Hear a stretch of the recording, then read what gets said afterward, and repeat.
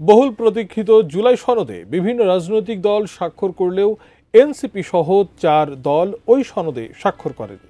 তবে স্বাক্ষরের আগে জুলাই যোদ্ধাদের সাথে পুলিশের সংঘর্ষ হয়।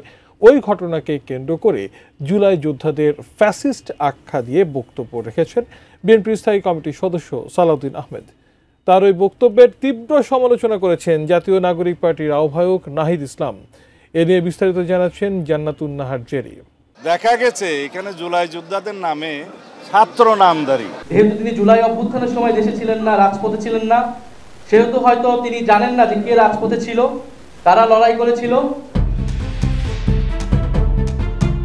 গত 17 অক্টোবর জাতীয় সংসদ ভবনের দক্ষিণ প্লাজায় মিয়া এভিনিউয়ে জুলাই সনদ স্বাক্ষর অনুষ্ঠানের আগে পুলিশ ও জুলাই যোদ্ধাদের মধ্যে সংঘর্ষ ঘটে। এই ঘটনায় বেশ কয়েকজন আহত হন।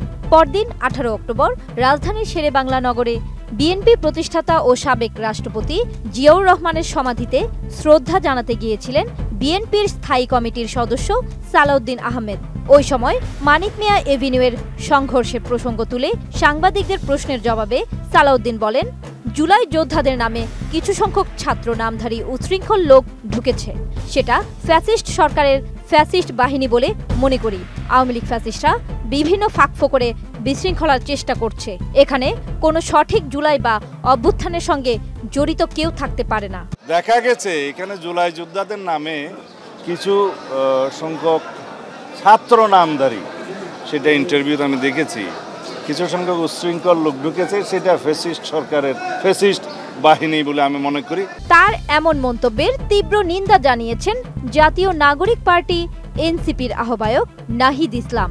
একই সঙ্গে সালাউদ্দিন আহমেদকে এমন বক্তব্যের জন্য ক্ষমা চাওয়ার আহ্বান জানিয়েছেন তিনি বলেছেন, বিএনপির স্থায়ী কমিটির সদস্য সালাউদ্দিন সাহেব 17 অক্টোবরের ঘটনায় যেসব জুলাই যোদ্ধা আহত হয়েছে তাদের ফ্যাসিস্ট আওয়ামী লীগের অনুসারী হিসেবে আখ্যা দিয়েছেন।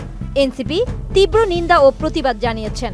আমি বুঝি নির্মাণের শিল্প, সালাম স্টিল বোঝে durability. Salam steel most durable steel. Salauddin সাহেব উনি গতকালকের ঘটনায় জুলাই যোদ্ধা যারা গতকালকে আহত হয়েছে তাদেরকে ফ্যাসিস্ট আওয়ামী লীগের অনুসারী হিসেবে তাদেরকে আখ্যা দিয়েছেন।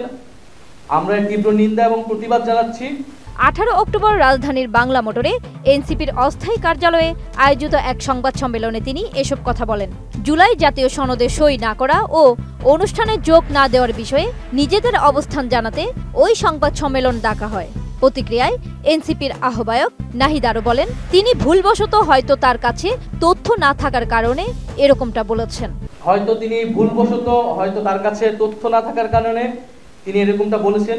যেহেতু তিনি জুলাই অভ্যুত্থানের সময় দেশে ছিলেন না, রাজপথে ছিলেন না, সেহেতু হয়তো তিনি জানেন না যে কে রাজপথে ছিল, কারা লড়াই করেছিল, কারা বুলেটের সামনে দিয়ে দাঁড়িয়েছিল।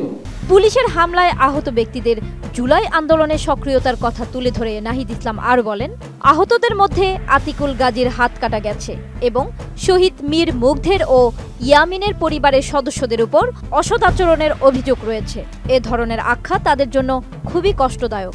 ফলে আমাদের আহ্বান থাকবে, তিনি তার এই বক্তব্য অবিলম্বে প্রত্যাহার করবেন এবং সেই আহত যোদ্ধা ও শহীদ পরিবারের কাছে ক্ষমা চাইবেন। তাদের সঙ্গে বসে জুলাই গণ অভ্যুত্থানের গল্প ও ইতিহাসটা শুনবেন। জান্নাতুন Nahar Jerry, desk report, ATN news.